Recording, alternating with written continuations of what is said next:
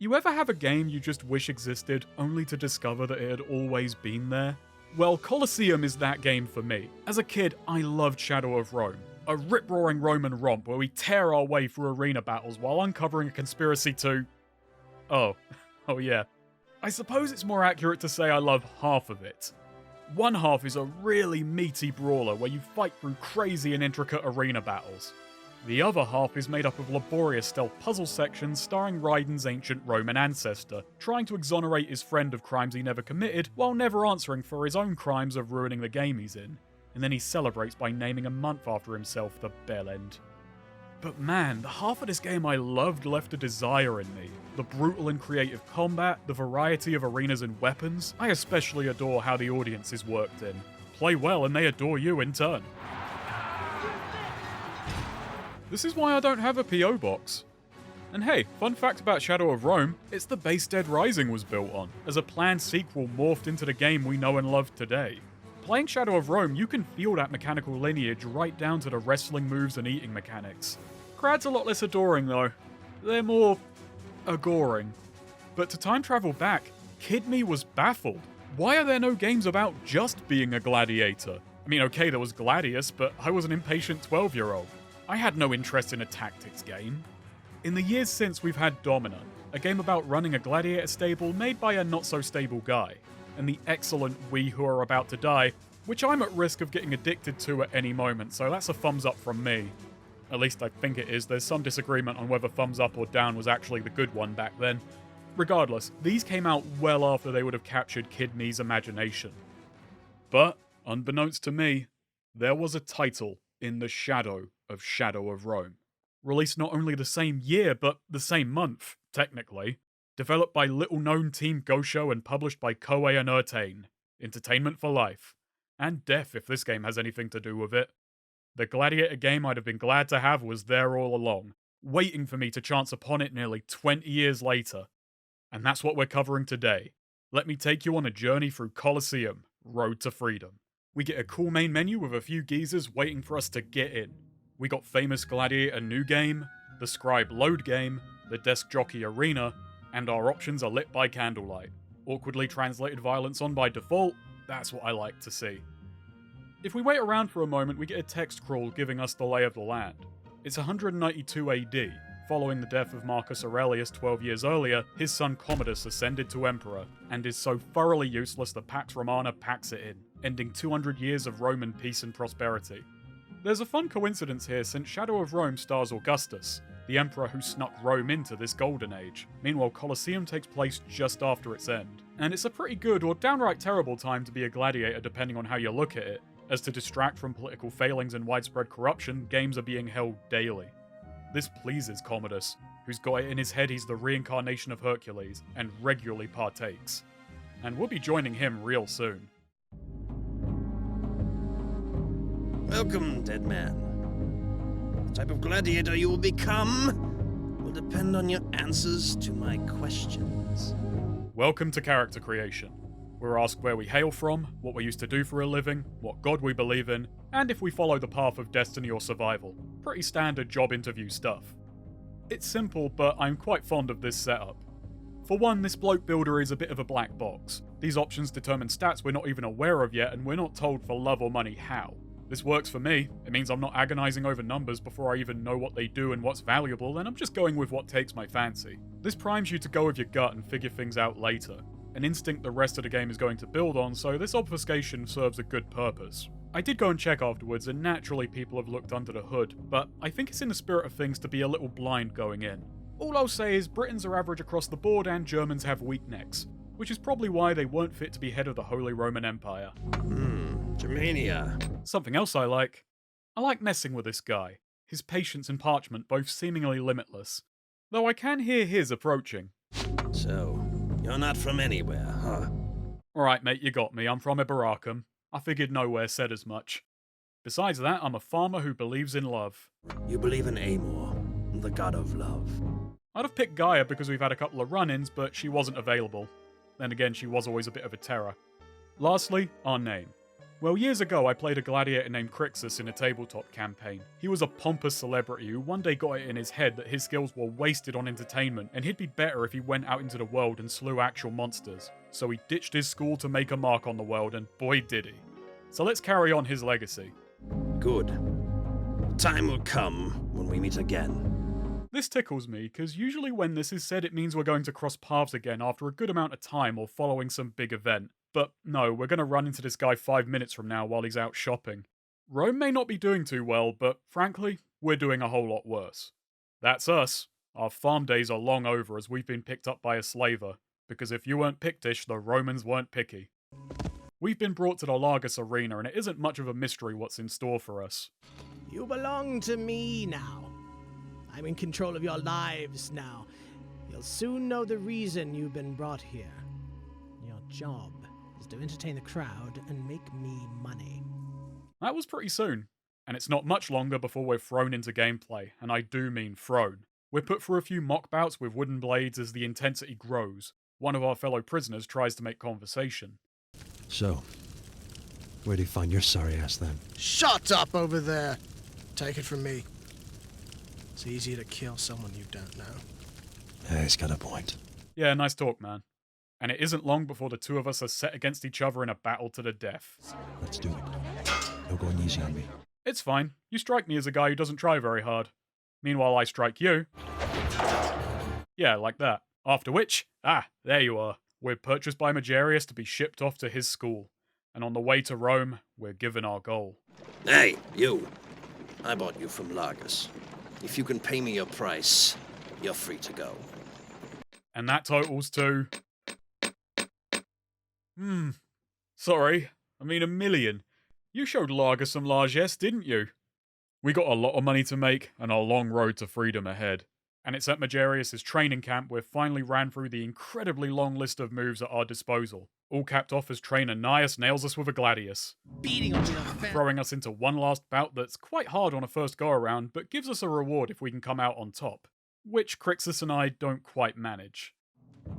That about does it. Enough. So after messing that up, we have our last stop of the day, the mess hall. You're the new guy. My name is Kyriakos. Well, how galling of me. Well, anyway, my name's Crixus. Yeah, I'm sorry to everyone who's already written a YouTube comment calling me out on this. Kyriakos here beat you to it by, 1800 years. It's a small consolation, but Crixus having his name said wrong by the guy who made him up for literal years is far from the worst thing to happen to him. He was crushed to death while high on fantasy crack battling b-balling hill giants on a quest to regain his lost arm, and even that wasn't the worst thing that happened to him. When I suggested he left a mark on the world, it was really more of an imprint. Magarius has his barbers make us look less cool, and that's our intro. And it's one I'm fond of. I like how we're tossed into gameplay before we know our left from our right attack. It's only after we make it through that we're given a proper tutorial. It's an unusual setup, but it does a good job making us inhabit our character. We're playing as some unfortunate sod who's had all control taken away from him and been thrust into an impossible life or not quite death situation. The first time you play, these battles are going to feel clumsy and trepidatious, both because you're playing a non-fighter, and because you, the player, are playing a non-conventional fighter. Colosseum features a control scheme that's very out of the ordinary. Not only a far cry from its already eclectic contemporaries, but I can't really name any game since that plays quite like it, and your first brush will most likely not be a smooth one. I can imagine the shock of these controls turning some away right away, but I was immediately enamored. This effect is lost on repeat visits, though this does come with the benefit of letting you get into the actual game much quicker on a second go-around. The game only teaching you how to fight after this scramble for survival leaves a distinct impression. Having these lessons just after learning our goal lends a sense of progression and sudden stability, and makes for a powerful incentive. We've gone from just trying to make it fight by fight to having an objective, and being formally introduced to the tools we're going to need to get there. Grand intro, but it does have some shortcomings. For one, it does have to break its own stride a little to teach the player how to pick up and put down objects. This probably could have been resolved by having weapons forced onto you in cutscenes, reinforcing our lack of freedom and making our relative autonomy under Magarius that much more appreciable. Alongside that, this intro promises a lot of plot. something which is minimal from here on out, which I'm actually quite glad for, as the actual story of Colosseum feels made up of your gameplay experiences. And while a decent amount of this intro does a solid job putting me in this mindset, it also having a greater number of set-in-stone story beats which go nowhere is a little odd. We get introduced to all of our trainers, Commodus, Gnaeus, and Decimus, who doesn't even make up a tenth of the scene he's in. And you might think their disrespect is setting up an arc of winning them over, but all it really amounts to is their greetings becoming less bitter as the game goes on. Oh, you. Part of me wonders if this is down to cut content. There's some food for thought here, as Kyriakos has a lot of dummied out dialogue where he fills you in on rival gladiators and political rumours.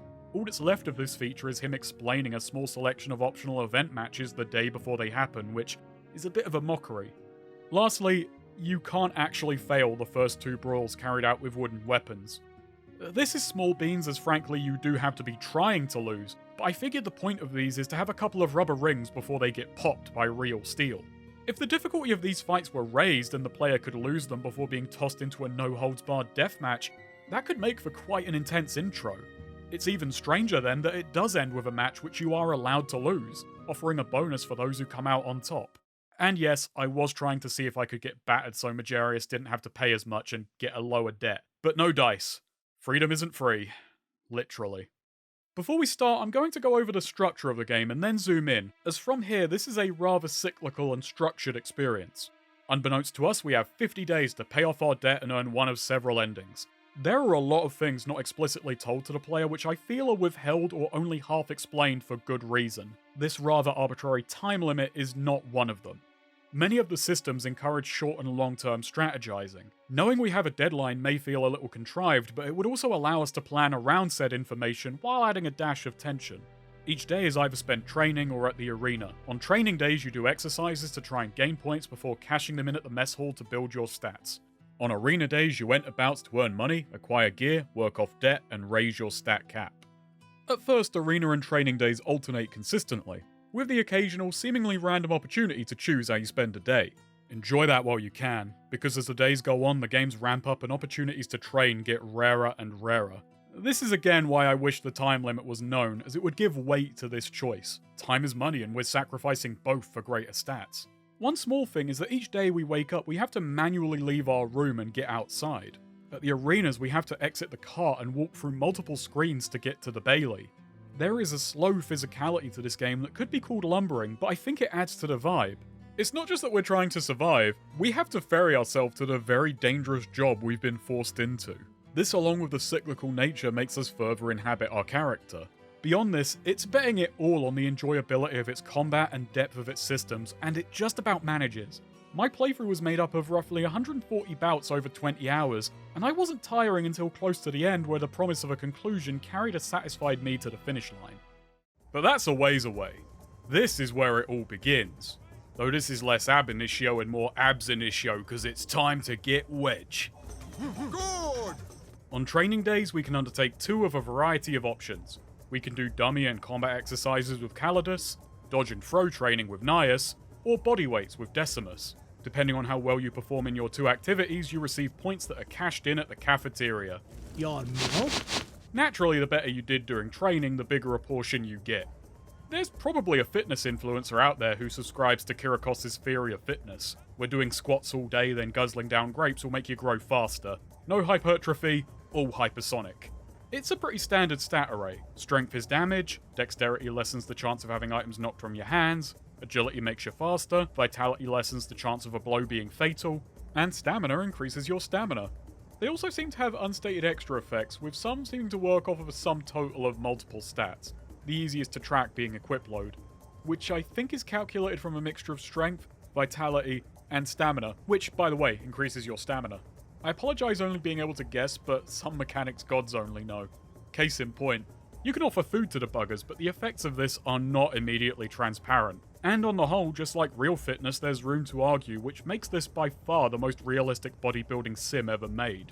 Reading up on the actual Gladiator's diet reveals that, by this game's standards, most would have been of a stamina build, with a diet primarily made of grains and legumes, their staple meal being a filling yet unfulfilling barley polenta, or mashed beans, earning them the oddly cuddly nickname of Hodiari, or barley men.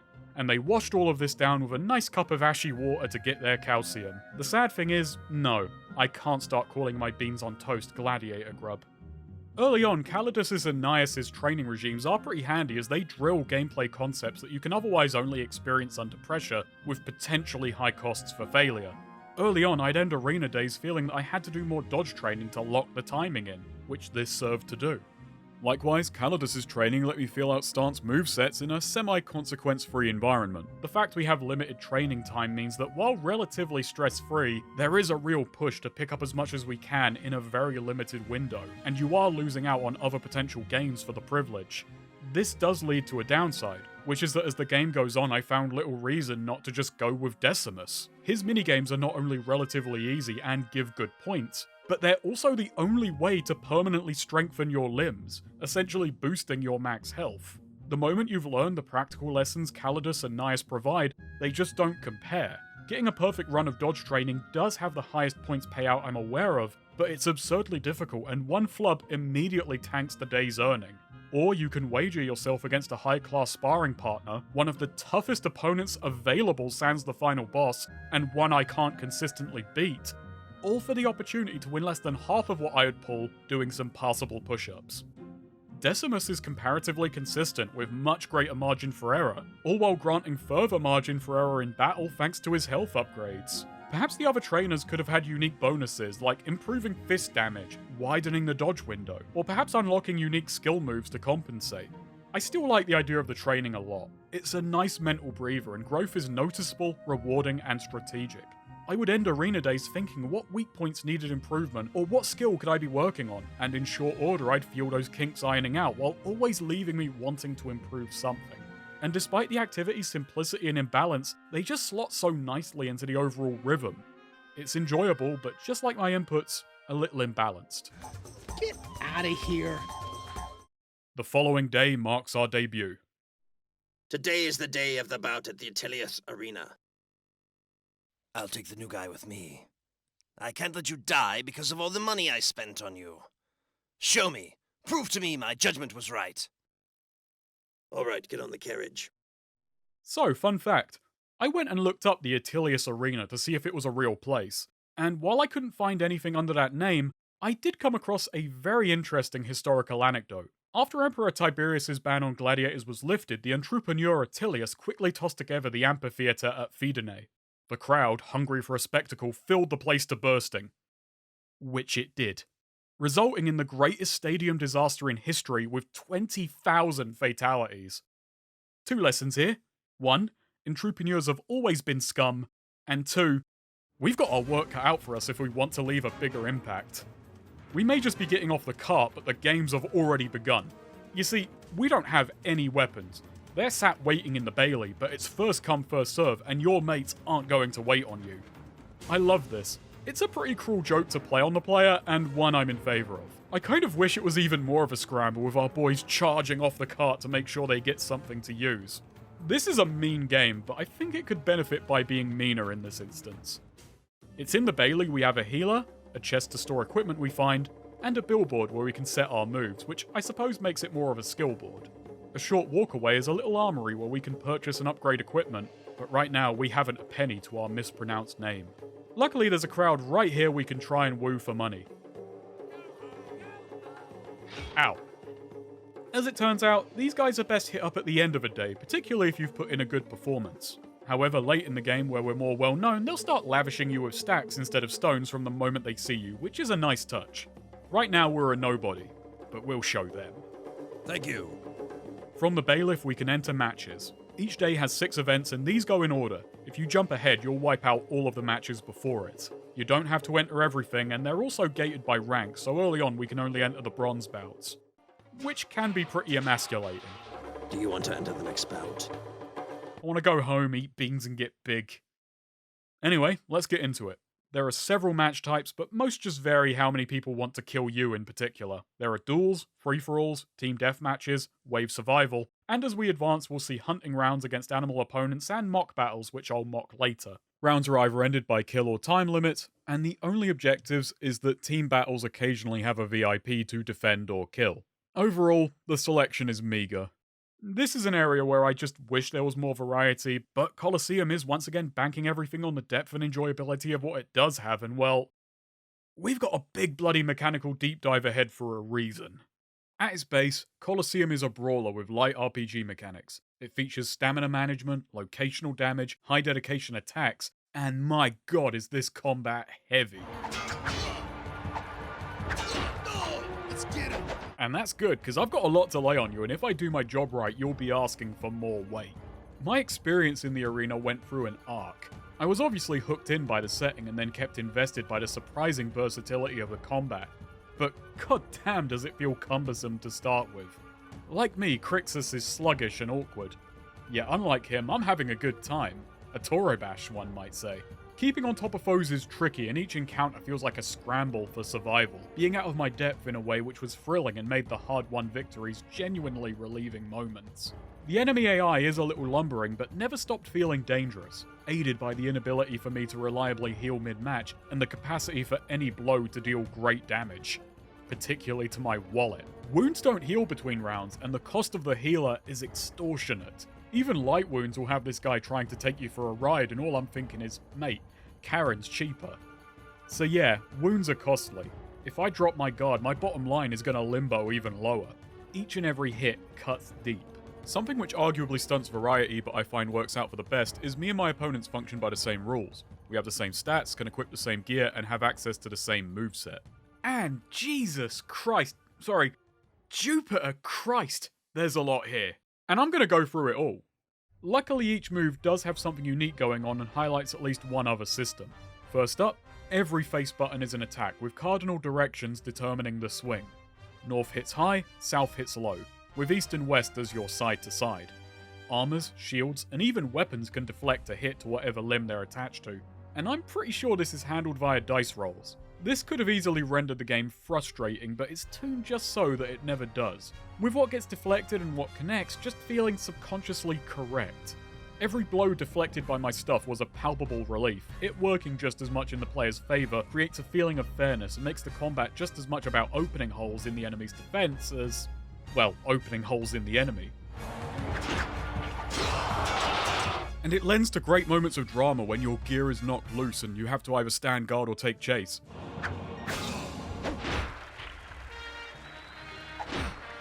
Or when an enemy loses their guard and you have to follow up. This is the basis of the combat, spotting or creating weak points, positioning yourself to best hit those weak points, with limb damage and even breaking limbs being a possibility. From there, we obviously have power attacks. Oddly enough, these only work overhead, which I feel is a little limiting. Whilst low, they are useful for breaking defences, as this game does have staggers and knockbacks. There are plentiful ways to force openings, all with their own benefits and drawbacks, and this is the most straightforward one. The opposite of these are jabs. By quickly tapping a direction and a face button, you can execute a quick thrust attack, and this works omnidirectionally. Not only useful if you find yourself surrounded but want to keep your armoured side facing a certain foe, but they have another niche. Their quick speed makes them ideal for the countering system, where if someone is struck mid-attack, they receive extra damage and are likely interrupted. Not to mention the two-handed back attack is probably too cool for the game it's in. Following up from that are turn attacks. Same basic input, but the face button is held. Its existence does lead me to ponder if at some point the controls were even heavier. Changing facing is nigh instantaneous, which makes this a little superfluous. I guess it is handy if you want to keep your armor facing the same way right up until the point of attack, but its function is arguably limited by the game's controls being better than this necessitates. By alternating the left and right face buttons, you can execute a chain attack. This is our most costly and useful tool. An overwhelming and crowd-pleasing move which can not only shred, but even strip opponents. Its rhythmic input takes concentration, and it features a long wind down, making it very high commitment. It's also high cost, absolutely burning through stamina. Act recklessly and get wrecked. You'll be dead tired, and not necessarily in that order. All too often I'd knock an opponent's weapon flying just as Crixus ran out of gas. It's a move where you really have to pick your moment to break it out, but use it right and you'll demolish foes. One neat thing this game never teaches you is that once you have a rhythm going, you can start tapping low or high to pivot your chain that way. Though maybe they figured people would learn that naturally, since the chain attack is very capable of knocking opponents prone, where it's only natural the player would reflexively follow, learning that this move has greater flexibility than advertised. Then there are jump attacks. Chains aside, this is your only means of moving while attacking. It's high commitment and hard to aim, made awkward since crouch and jump are bound to the same key, with jumping being sticky, hard to control, and terribly unreliable to trigger. It's a shame. And well, we can even toss stuff, even our helmet. This is our only ranged move, an utter desperation attack. It's a nice to have, but I feel it's nicer to have my weapon. Then there are skills. Opponents drop tablets of two kinds. Passive, which grants stat and health bonuses, and skill attacks. There is a wide variety offering a lot of utility, not to mention flashiness. While a few could just be summed up as cool or hard-hitting attacks, I'm going to boil the rest down into two broad categories. Simultaneous dodge attacks that let you play a little offensive defense, handy for getting into range or counter-hitting a foe. And manipulation moves which have very good odds of staggering, knocking prone, disarming, or even launching opponents. Yeah, I bet you didn't expect this game to have launchers, and, well, very limited juggling. Then again, circus is down the road, ain't it, pal? You can only equip 4 at a time, and they're stance locked to boot. This leaves the player with an interesting conundrum. Spread out those skills so you'll always have access to at least one of them, or go all in on your primary style, maximizing its versatility but cutting yourself off if you wind up needing to change gear mid-round. Colosseum also boasts a bevy of defensive options, though we run into an immediate snag, and that's that pretty much all defense is bound to the same button, which is also the lock-on. Locking on also puts you in guard mode, and once there, all buttons become the parry. This marks the first time I've seen lock-on lock out all offensive options, which limits its utility in combat greatly. There's an irony that our most nimble moves are bound to or behind the most overburdened and clumsy button. Well, actually, it's not so clumsy. Once you adapt, it works surprisingly well. Blocking is the lowest risk, with no reward beyond tiring an opponent out, which is also possible with the other moves. Dodging has the tightest timing, but refunds stamina. Dodging is arguably medium risk, as armor and weapons may still deflect a blow, unlike parrying, which leaves the player far more open if failed, but has a far more reliable input and easier timing, at the cost of requiring you to be facing the source of the attack. Even the simple act of trying to run into and out of an enemy's range feels accounted for, as your back will always be unarmored. Mistime your move and it can bite you in the arse. To sum up, when facing an enemy attack, I have at least 6 options. Block, dodge, parry, counter hit, reposition, and roll, which managed to dodge any mention until now because frankly it isn't that useful. If you're into hyperkinetic action titles like Devil May Cry or Bayonetta, this may only have a fraction of the flash, but for the scale and pace we're moving at, this feels just as incredible in its own way. This is the ancient smoking Sestertius style, and it achieves that feeling through the intricacy of timing, systems, and how much pain I could be in for cocking this up just once. Plus, there's all the hours of me getting my arse beat it took to get here.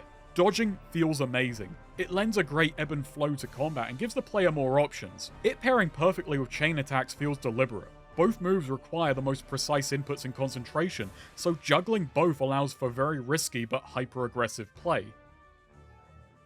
And furthermore, I adore the parry. It's so open-ended in its use. Do you push the opening you create, buy time, tire the opponent out, or bank on knocking their weapon sky high? Always satisfying. So these controls are the foundation of the game, and while there's still a ton more to it, it's all building off of this base. So now it's time I pump my own agility and speed up a little. As mentioned, this game has 4 stances: one-hander, heavy shield, dual wield, and striker. All very mechanically distinct, and even within those stances, weapon variety does further bulk out your options. I do find that one-hander is maybe a bit too good in all ways to be called the balanced option, however, with heavy shield and dual wield having a few too many caveats to compare. I understand heavy shield feeling inflexible. That's a fair trade-off for defense. The fact that dual wield feels limited in the same way is strange. Both of them are rigid stances which don't gain enough in offense or defense to compensate. What I find fascinating about the stances, though, is their unified secondary function. All 4 can be leveled individually, and on a level up for reasons known only to Asclepius, we recover all of our health. This makes for the most incongruous feature. It sticks out by being perhaps the only one that purely benefits the player, and I do find it a welcome aid. It leads to these really exciting moments where on the verge of death you suddenly get a surge of power and you're right back in the fight. This offers the player a hard choice between rounds. Lose some of your very limited funds or get back in there and literally risk toughing it out. Naturally, as the game goes on and the gap between level ups grow, these bursts of energy become less frequent, rendering it an early game crutch to help you adapt to the combat. This also encourages mixing up your playstyle time to time, maybe having a reserve style you switch to in a jam, knowing the intervals between level ups is smaller. When your back's to the wall, maybe you can throw your weapons away and try and punch your way to a health refill. This isn't even everything. You know what else you can do? Just run. Simply crashing into an opponent may be enough to send them sprawling, and yes, even this is a valid means to get an opening. I love how hefty, just heavy this game feels, and this feature really just goes to show that. As you advance through the clunk, you just realize this game just feels good, kinesthetically very pleasing with hilarious sound effects.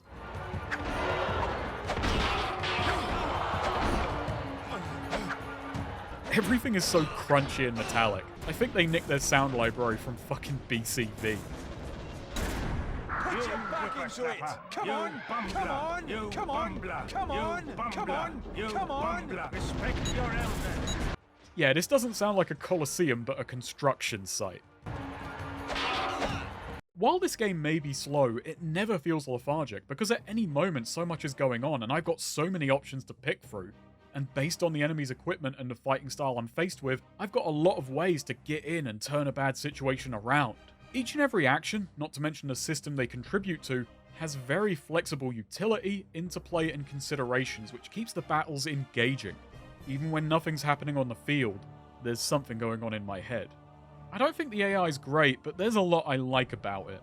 It's at a level where it knows how to put the pressure on, but it has holes a canny player can manipulate. It works well in groups to surround us and makes sure that we never feel comfortable, but I also like how they handle dropped gear. They'll wait until you back off to try and recover it. You can block them off, keeping them under-equipped. Or let them try and recover it for a sneaky backstab. You build a familiarity you can intuit and predict, but they're still clever enough to surprise me, which makes for an AI that I quite enjoy. The combat does have its foibles, however. The animal opponents are awful. As gone over, this is an intricate game, and a lot of why it works so well is that all of these cool systems are playing off of each other. The animal enemies are comparably generic video game foes that don't integrate as much. I don't enjoy throwing Crixus to the lions. They do have the chance of dropping a trophy which can be sold for a lot of cash, which makes these rounds bearable, and... hang on. Thank God. No bears. Only slightly less wild are my teammates, and I trust them even less.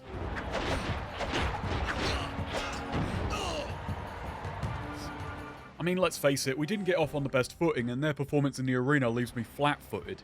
I don't believe my feelings towards them ought to be panic, but friendly fire's on, and at a certain point I stop caring if they just so happen to wind up in the arc of my not-so-friendly flail. Luckily, Magarius doesn't up my debt for doing this. In all honesty, he's probably chuffed to bits, because besides acting as bait, they're basically useless. There's also an adrenaline mechanic. Through damage and dodges, you can fill up a bar to gain a temporary limit break, slowing the world around you and rapidly refilling stamina. First up, the requirements to fill this bar are so staggering, the first time it was full, I'd forgotten how to trigger it. When I finally did trigger it, well, it's useful in a pinch, but kind of self-defeating in the funniest way possible.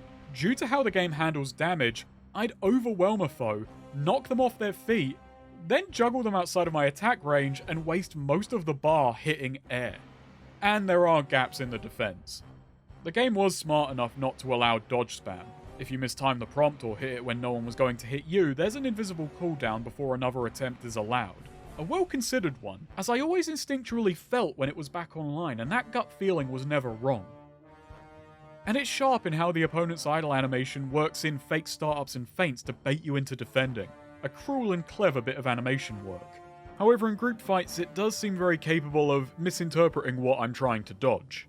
Another issue is that hitting a foe mid-swing can either cancel their attack, or else only stagger it for a frame before it continues. While I don't entirely mind the uncertainty, it can be seen as a problem. Do I dodge or gamble that a counter will stop the attack? Parrying too has its perils. Because to parry I have to hit what is also the dodge prompt, I've hit defense, hit a face button, but then dodged out of the blow I wish to parry, but the input is still seemingly buffered, leading to the parry I wanted to do a split but meaningful second later. This rarely left me open long enough for an opponent to capitalize, but it could happen.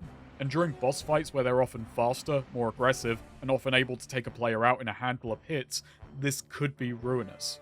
And while I do love how the parry can knock an opponent's weapon sky high, with the possibility of it even landing back on a foe for extra damage, it can just as easily fall on the player. It's even more likely if you pounce on the opening you just created. You're effectively punished for a successful parry.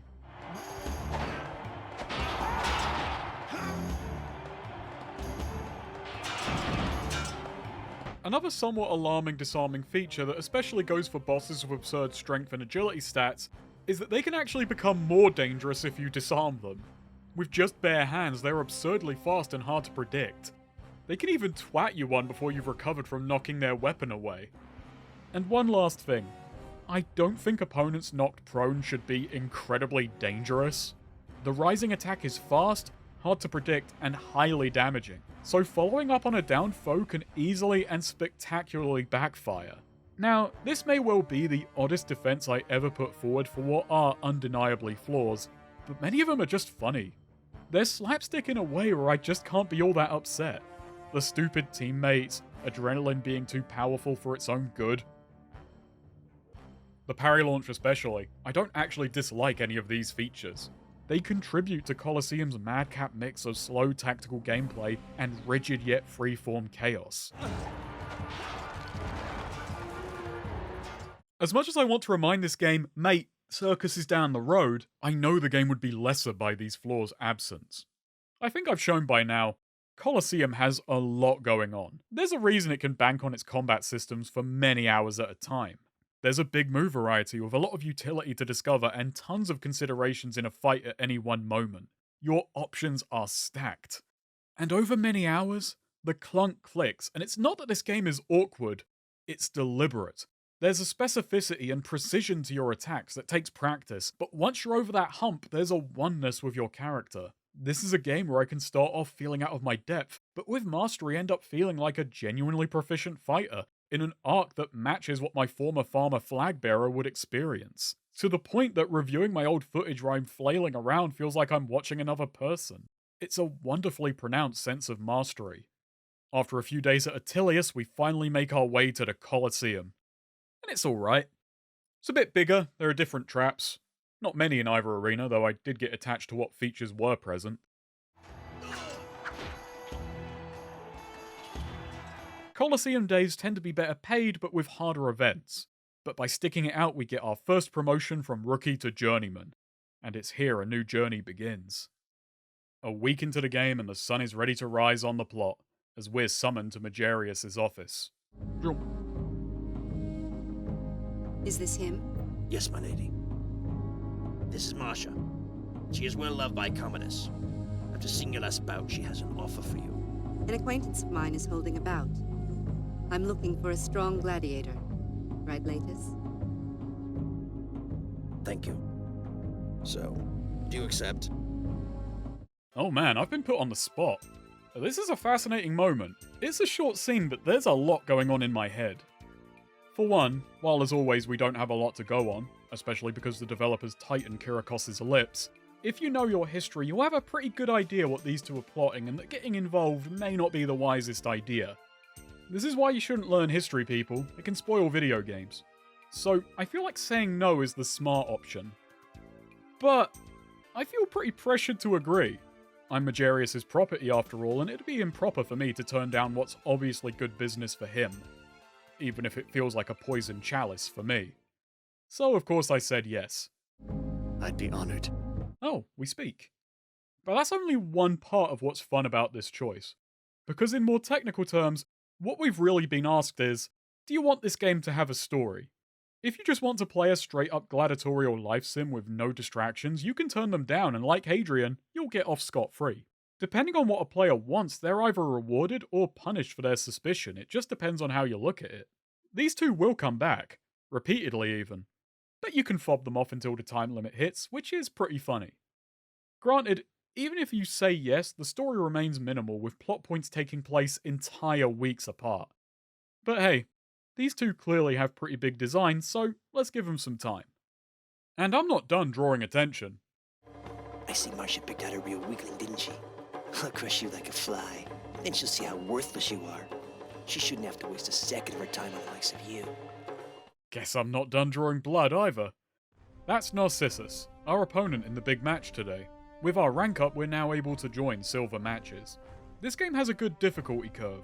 The arrival of each new tier feels well timed and marks a solid jump in difficulty. Enemies not only get stronger, better equipped and more numerous, but also just plain fight better, making greater use of skill moves as well as being far more likely to dodge and parry your blows. Each time I made it to a new rank was a humbling experience, arriving just as I was starting to get comfortable, if not a little cocky, and smacking me down for my hubris. It keeps up a good cycle of struggle and relief and keeps things from going stale. I somehow didn't even notice that's how I lost. That's some clown shit. It does make me feel bad for the bronze buggers I'm still battering though. You'd think the commissioners might take issue with me joining the beginner bouts and annihilating the newbies, but no. And I'm not gonna stop because I need money. You see the prize listed for each fight? You're not getting that. Magarius takes 90% cut and puts it towards our debt. So I'm sorry, your blood is on his hands. Mine were forced.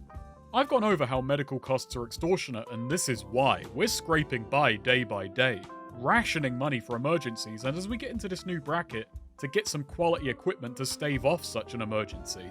We need an edge against the rising difficulty, and thankfully for us, the armory stocks plenty.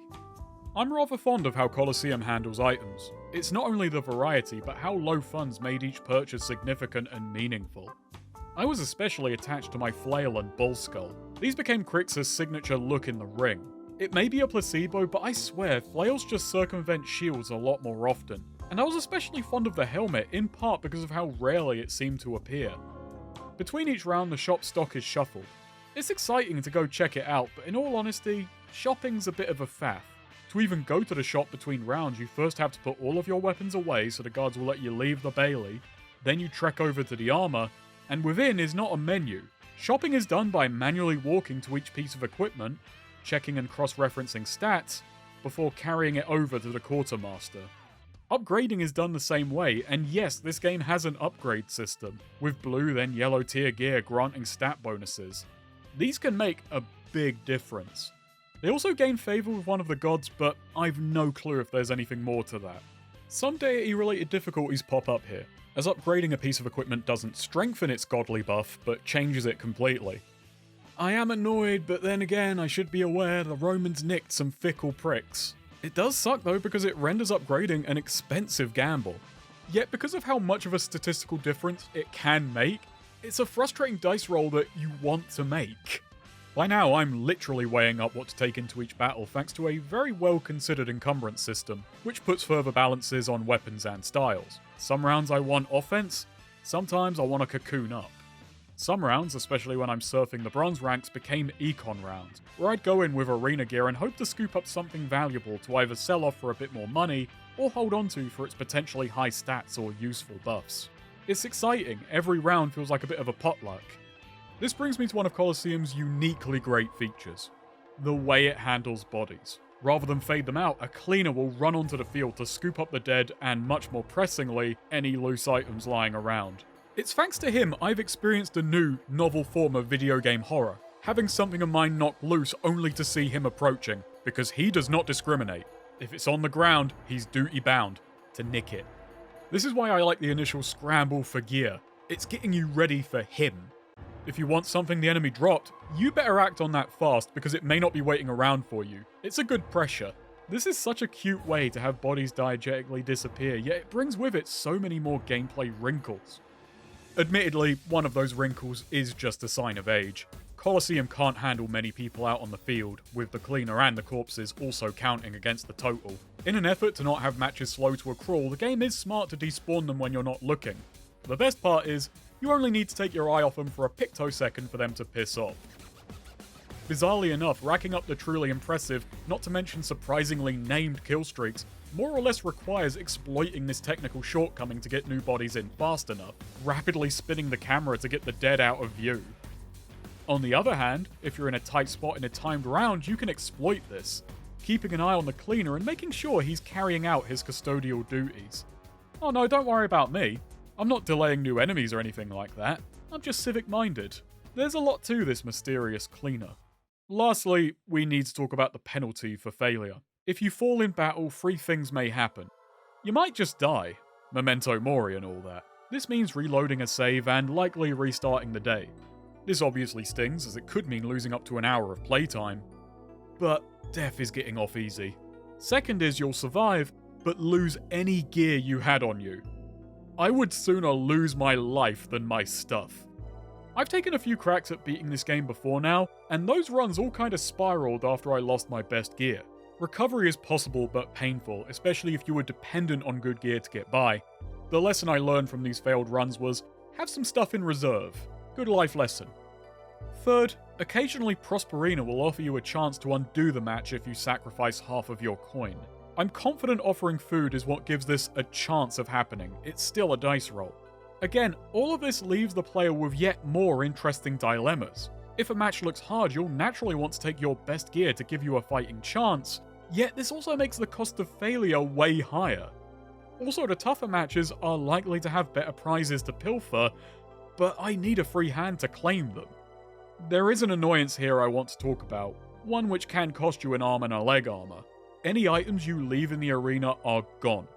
Say I go in with a spear, a shield, a helmet, and 2 or more pieces of limb armor. I'm properly decked out. If those armors are knocked loose, they can't be re-equipped. The only way to apply them is by taking them out of storage. So I would need to free up a hand to carry them out, which would naturally mean losing something else. Unless there's a system to mark items on the ground for retrieval that I'm unaware of, which honestly I wouldn't put past this game, the fact I have to lose something feels contrived in a way the rest of this game's antagonism avoids. Later on, I did actually lose a lot of my very nice armor this way, and it's by far the most frustrating Colosseum gets. Even more annoying than Narcissus. Don't you run from me. The man talks a big game, but he's clearly in the wrong sport.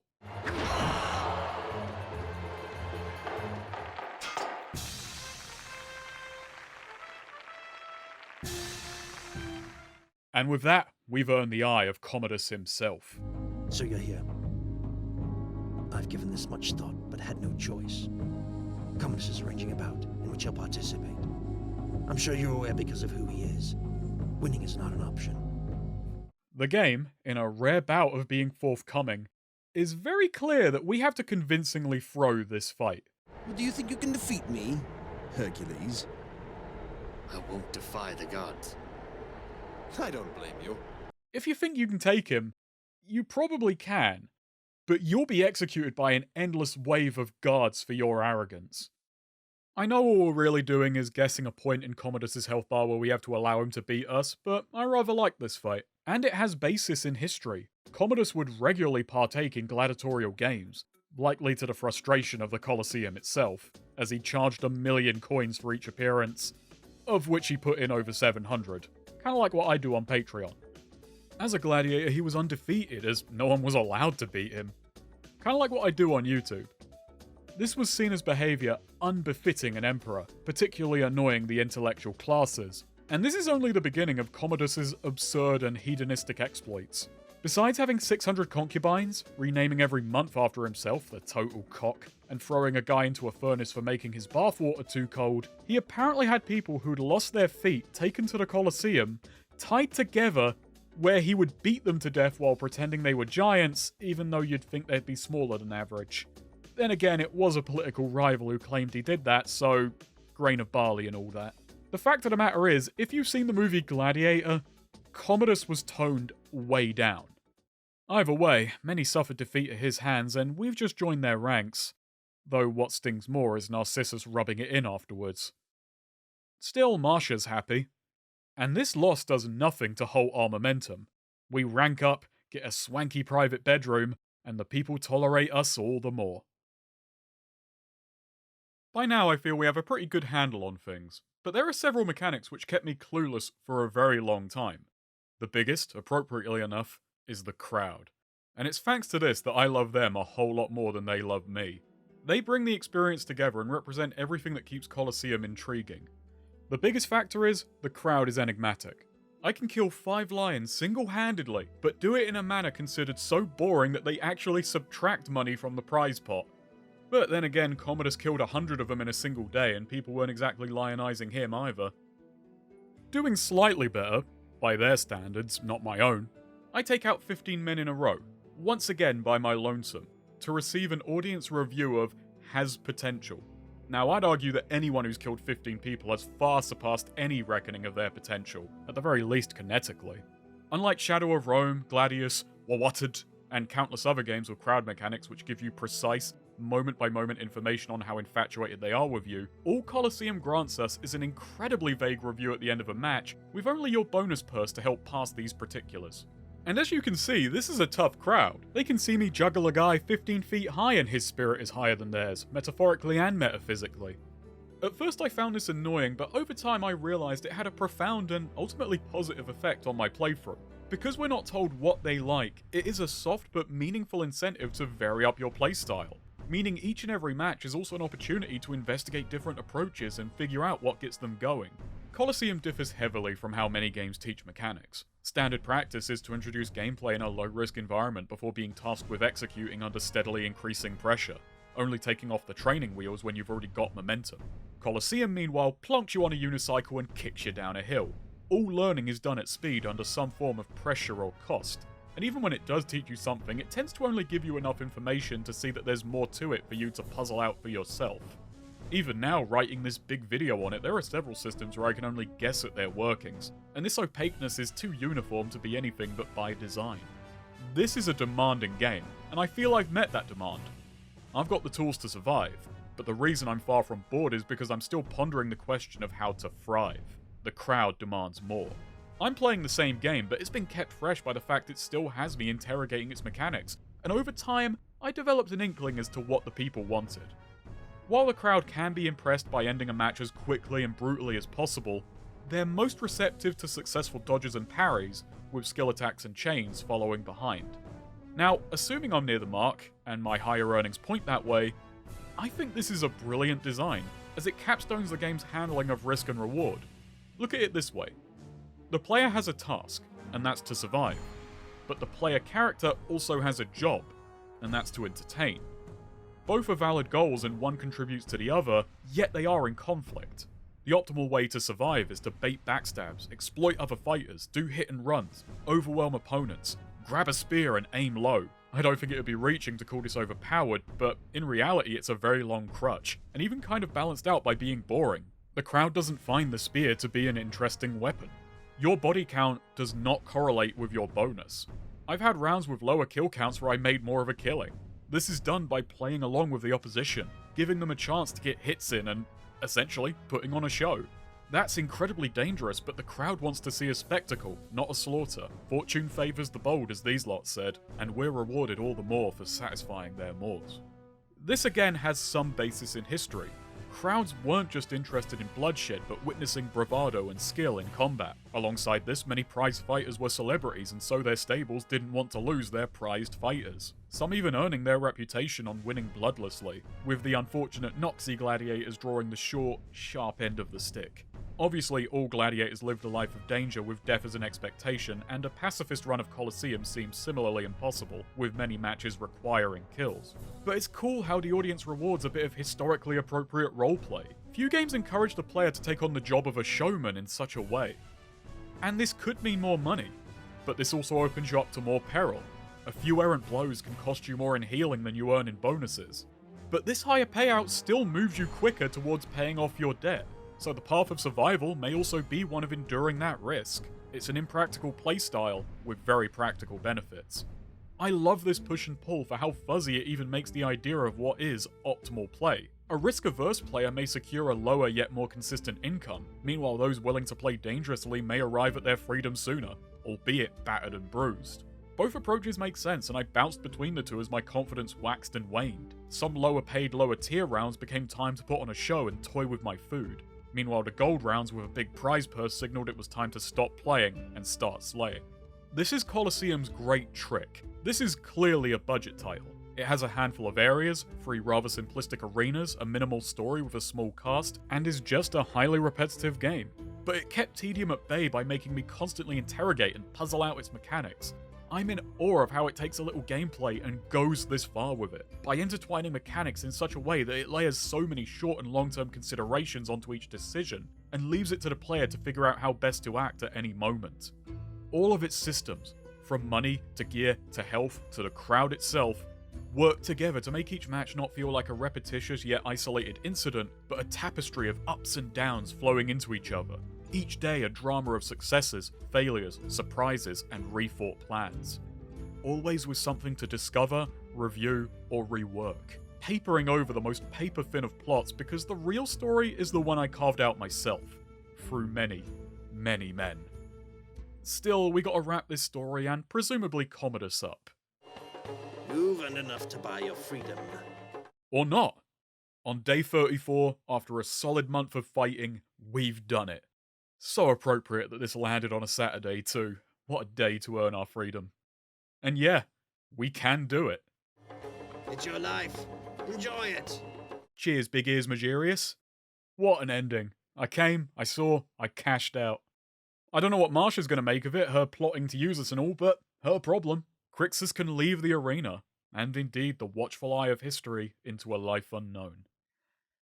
But I don't think that's his calling anymore.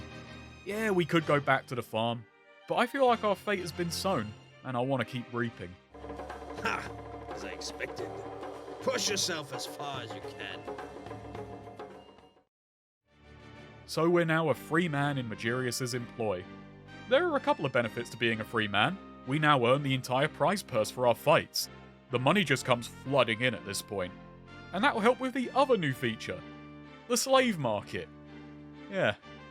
In exchange for a day and a hefty chunk of change, we can get a helping hand. I hired Jim and Jimifer. Male slaves are crap. You give them equipment so they can lose it on your behalf. Meanwhile, female slaves grant massive stat buffs while Jim stands by and watches. What an odd bonus our freedom is. At this point, I'm just seeing how much money I can make while waiting for Marsha to put us and her plot into motion.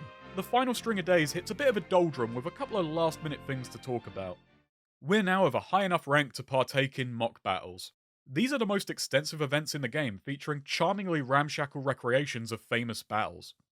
Unfortunately, for all of the pomp and circumstance, they're by far my least favourite event. This is thanks to a small selection which repeats a lot. You may be thinking, Snake, as you've gone over, this whole game is repetitive. Yeah, the issue is their more structured, objective-based play exacerbates the repetition to a point where it just can't be ignored. This is the only time where my playthrough felt like work, and so I started clocking off early, having more than enough riches to my mispronounced name. There is one last, barely explained mechanic. Over the course of our career, we've been earning Parma, but not Corona. These are thresholds for story events, and it's at this stage we start seeing named gladiators pop up as duels. To see the ending sequence, we must topple the 7 boss gladiators, earning 1 Corona apiece for our victories. These lads are insanely tough. Their stats more cranked than Tony Montana, with absurdly powerful equipment to boot. This is the ultimate challenge of, do I bring my own equipment to even the odds, or go in with something weaker, hoping to claim up and trade? I had to settle. I'm just not that good at this game.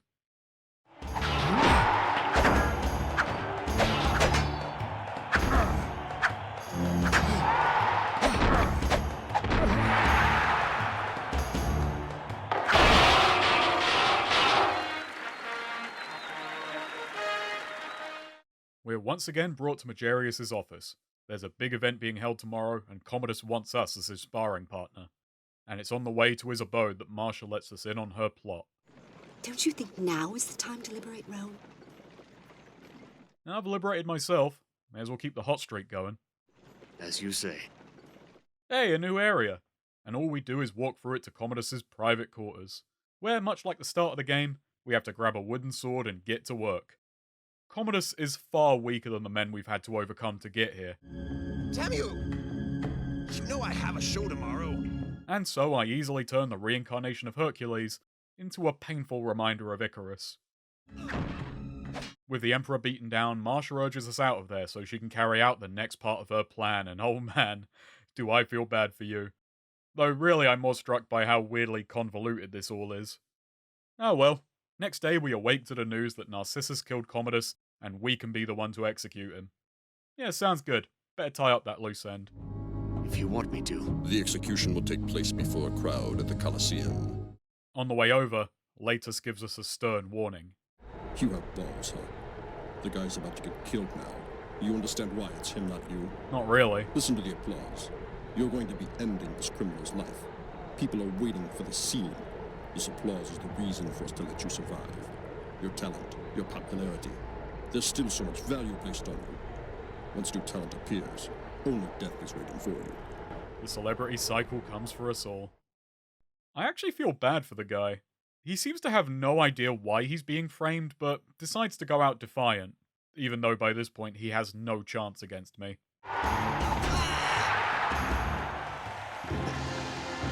If this is my latest wish, so be it. I respect the loyalty, even though it was somehow that and not the massive ego which did you in. The next day we find Latus meeting with Megarius. Septimius wants us to fight in honor of his inauguration, and how could we say no?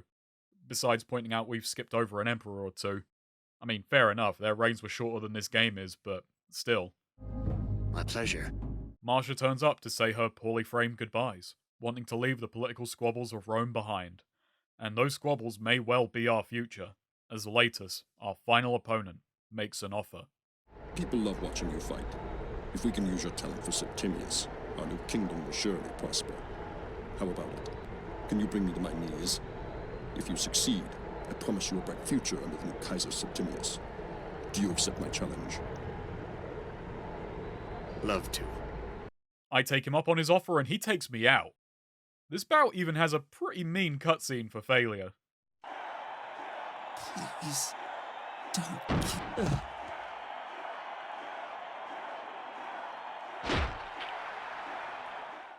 Yeah, we beg for our lives. It's an oddly undignified end. This final boss is brutal.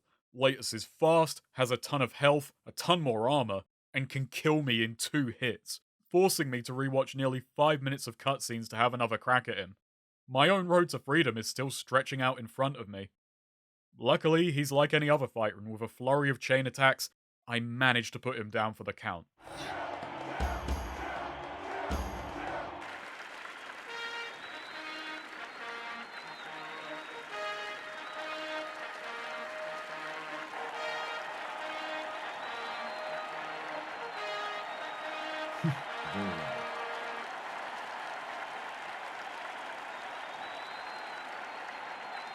Latus.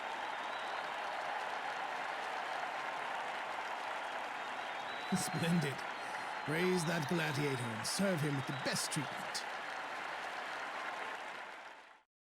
And, yeah, that's how it ends. Latus is defeated and Crixus wins not only his freedom, but a powerful position under Septimius. We worked our way up from the bottom and all we got was this stupid text crawl. And yet he still disappears into the annals of history. Damn, I guess Attilius wins.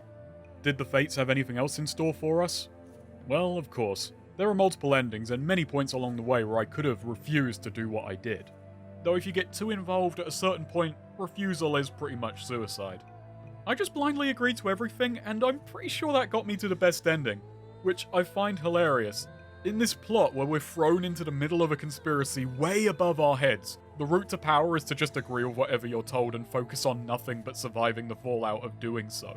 If we reject Latus's offer, we kill him in the ring and Septimius sicks the guards on us.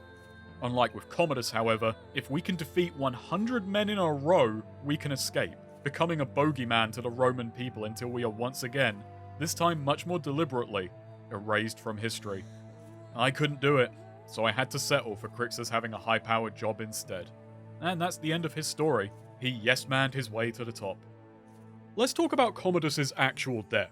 From what I read, what really happened was on Executorius 31st, December 31st, 192 AD, Marcia, Commodus's mistress, discovered by sheer chance that he had marked her and Latus for execution the next day. She hurriedly hatched a scheme to poison the mad emperor, and managed it easily. But when she was worried the poison wouldn't do the job, she and Latus ordered Narcissus, who in actuality was a wrestler, to finish the job. In reality, Marcia didn't undertake some months-long plot to kill the man for the sake of Rome. It was a quick and dirty bid to survive. So, like the movie Gladiator, Colosseum's being playful with history for the sake of its story. The best part being that if you keep your head down, reject the conspiracy, or just retire, the ending actually winds up closer to reality, meaning Marcia totally didn't need us and we spent weeks humiliating Narcissus for nothing. All we do is inject ourselves into proceedings, make a real murder even more convoluted, and then we frame the guy who would have done it anyway. Also, our name can still be forgotten by history. But hey, isn't that true freedom? For beating the game, we get a truly special New Game Plus option. We unlock the ability to be Roman. Or Greek. What's great about this is that while Greeks are only slightly better than everyone else, Romans are basically supermen. Alongside that, we get the ability to be a former soldier or gladiator, as well as believe in Jupiter. This also carries over our equipment and skill tablets. Really, this just means starting the game over with way higher stats. If you want a fresher experience, that can be found in Gladiator Remix, a Japan-exclusive updated re-release with refinements, rebalances, extra features, and a slew of new weapons and armor. A frustrating factoid, this came out a week before the base edition released in Europe. I feel like we got robbed, at least a little bit. The biggest new addition are fist weapons. The ability to go all in on being a Cestus fighter was a big draw to me, which had me excited to do another run, which is why I haven't talked about striker combat till now. It plays like a more traditional brawler, with each face button having full-on combo strings. You are overwhelmingly fast, and even more impractical. Your damage and penetration is on par with a partridge, and pairs disastrously with what you have to give up for this absurd speed. You severely stunt your ability to block, and lose the options to parry, power attack, and surprisingly enough to crisscross. You might imagine the fists would be a big crowd pleaser to at least give it some niche, but really, this style feels less like a trade-off and more like a self-imposed challenge. You're banking everything on your ability to dodge. But me, well, I float like a hoverfly and sting like a butterfly. For a couple of hours these were fun, but I had to give up. I'm simply not good enough at the game to make them work. Luckily for me, the crowd has been made a lot more generous, with them tossing you bags of coin post-match. They're still not tossing me great swords, but we're still in the Shadow of Rome. The flow of the game has been reworked to make progression much faster.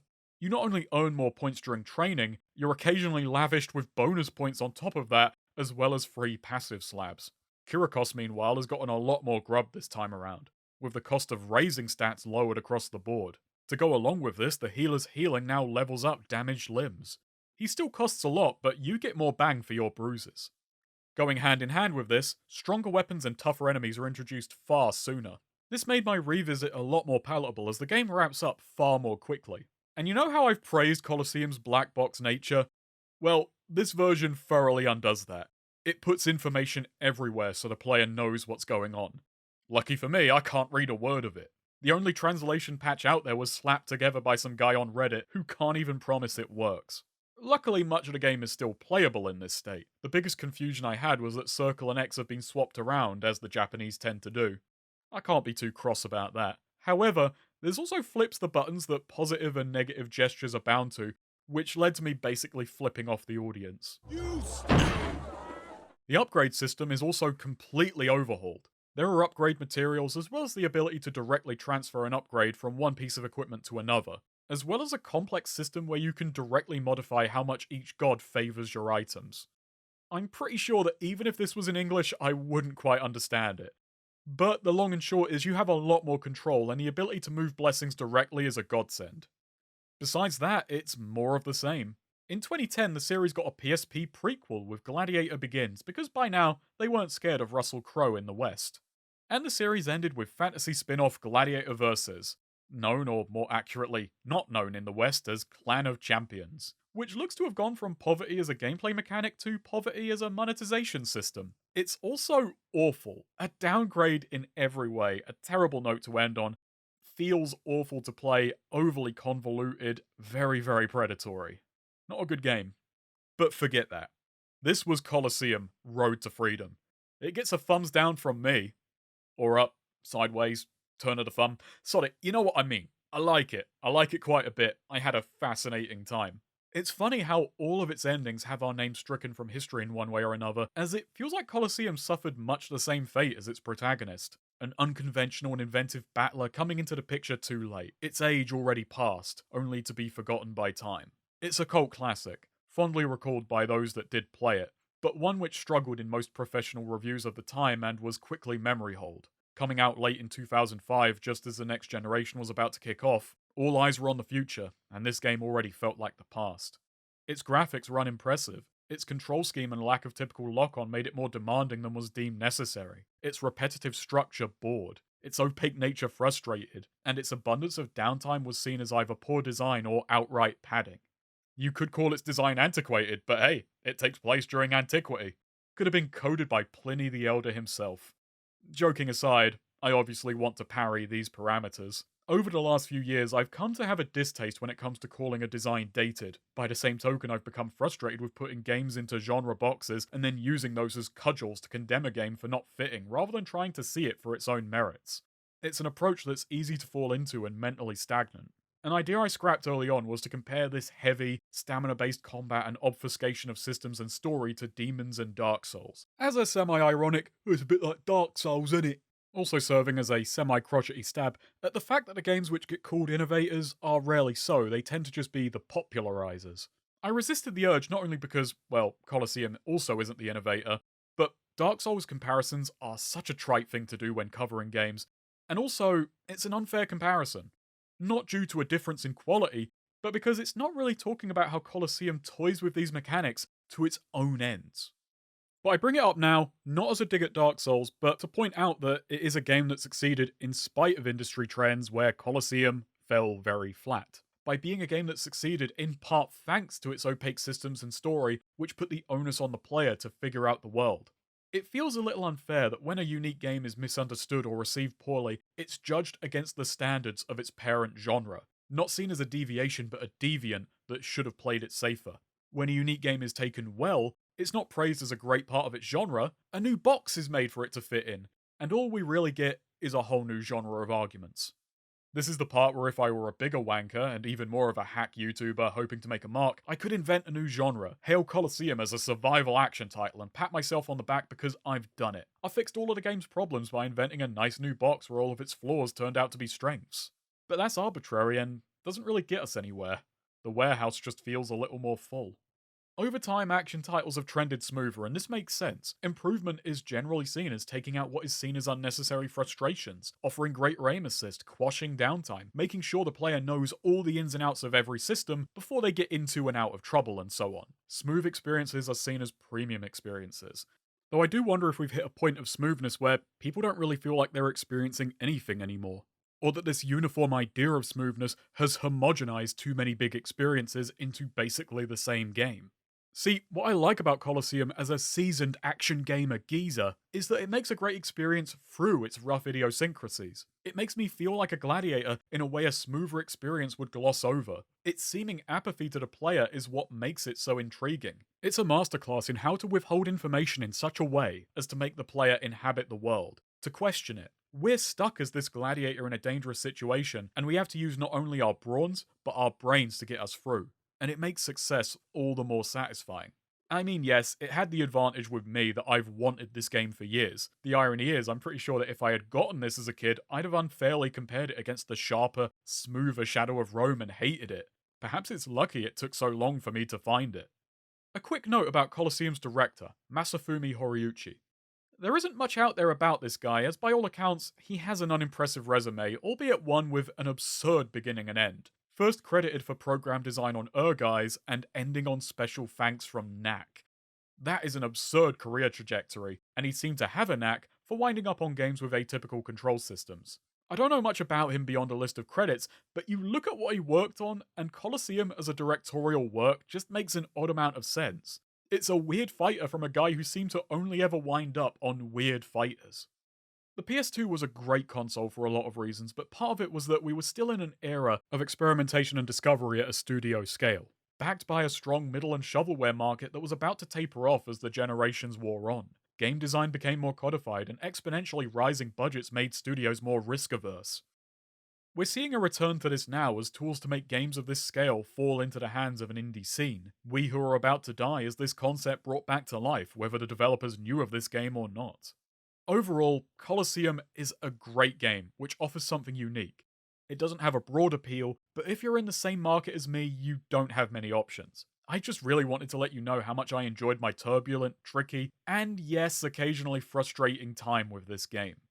Thank you everyone for watching. If you enjoyed this video, please spread it around. If you want to support me more directly, please toss me a couple of bob on Patreon. Everyone who supports is scrolling by now, thanks a lot lads. For £3 you get access to scripts and notes, and for £5 you can ask questions and watch afterthought videos where I answer said questions and go over anything that didn't make it into the main video. As for next time, I think it's time we once again try and be a little bit like a dragon.